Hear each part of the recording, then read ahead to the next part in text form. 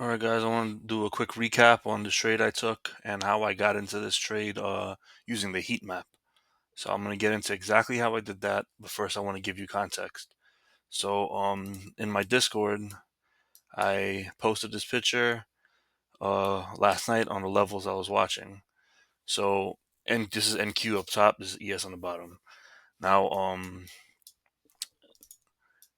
relative strength and weakness is something I always talk about. So the same level that I had that I was watching, NQ came into this level and held that level around 9:45 this morning. Right? Simply, it was the high of day 2 days ago. It was the nearest support level that I could see, and um, NQ was the weaker instrument this morning. And as you know, it's bullish if the weak index holds support. So that was my first context of having a bullish sentiment. Now, this is what I saw pre-market on the heat map.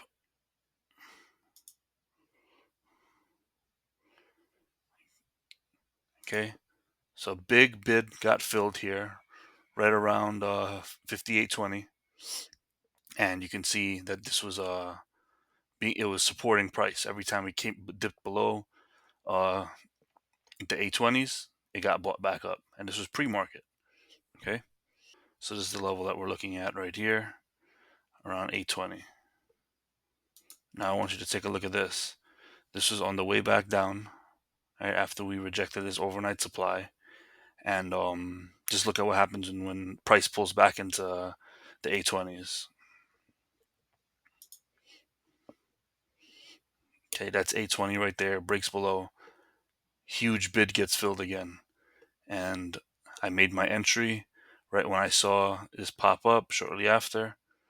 That's when I made my entry. And you can see it shot up from there. So, beside what you just saw on the heat map, if you go to NQ, NQ was stronger on the day. And yes, there was a supply. There was supply here overnight that was created.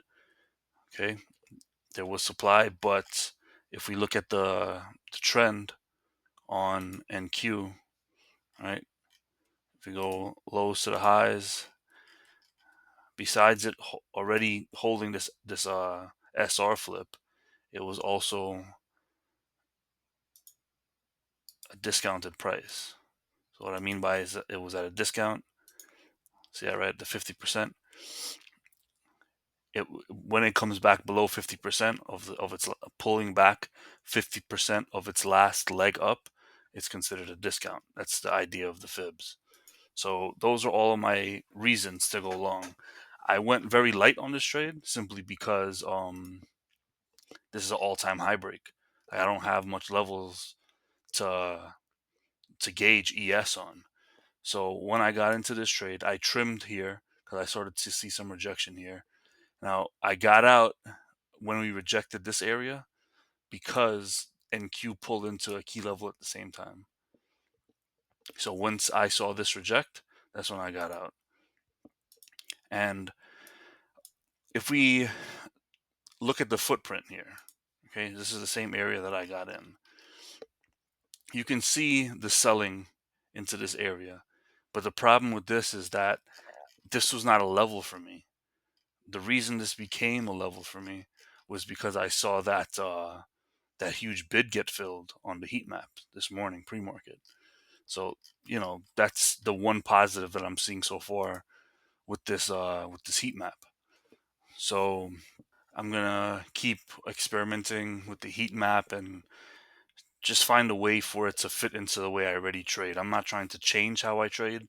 I'm just trying to find more confluences to, you know, feel more confident in the trades that I do take. So if you're interested in going through that with me and you want to see, how it works out, maybe it's something you're interested in too, hit the follow, like the video, have any questions, leave them down in the comments. Thanks for watching.